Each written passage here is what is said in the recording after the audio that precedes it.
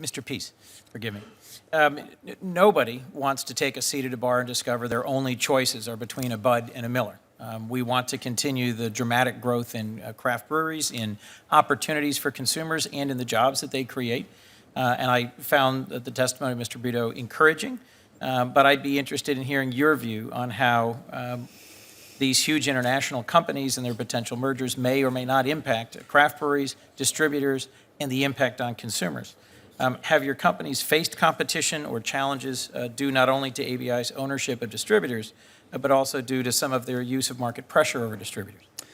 Thank you, Senator. I think I think you have to, again, look at that question from a variety of different levels. I think fundamentally, Mr. Brito and I probably differ on the degree of independence that currently exists at the distribution tier. I think everyone has to keep in mind that my members, by and large, are required by state-based regulation to use a distributor to get their beer effectively to a retailer. Self-distribution is an option in some states, but usually that is very limited. If you want to grow your business as a craft brewer, if you want to get your beer into a chain store, if you want to get your beer into the stadium, you need to use the Anheuser-Busch distributor or the Miller Coors distributor. Those are the only two options in most markets that have the horsepower to effectively bring your beer to the retail market. If the ABI distributor is a wholly owned distributor, in which it is in 9 states, then that option is pretty much effectively shut off for a craft brewer. So then you're down to really just the Miller Coors distributor.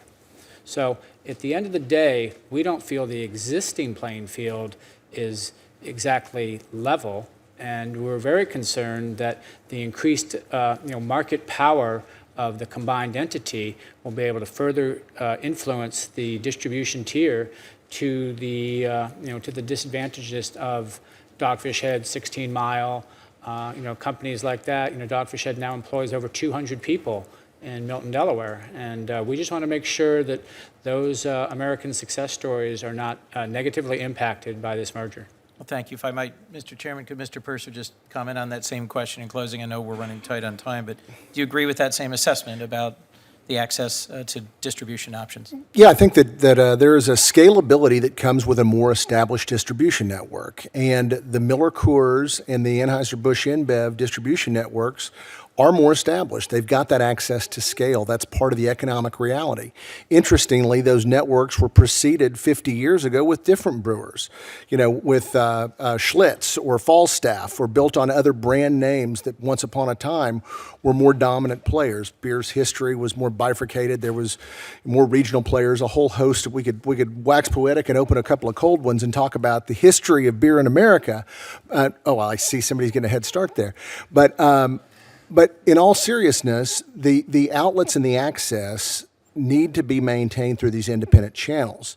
And when you do have the presence of a company-owned distributor, that precludes the ability of some of those products to get to market. And sometimes, Senator, even the presence in a state of a small player can limit the ability of some of those brands to get to market, because when some of Mr. Peace's members want to go into a new state, when Dogfish Head was growing and getting established, they would decide to go into a state, and they might make an investment or make a decision based on an entire statewide network with one of the legacy brewers. And if some of those legacy brewers are owned by their competitor, they may in their mind only have one choice, or they may not choose that brewer that has company-owned presence in it. Well, thank you. Dogfish Head is celebrating 20 years, and I recognize that there are other players who are decades older or a century older.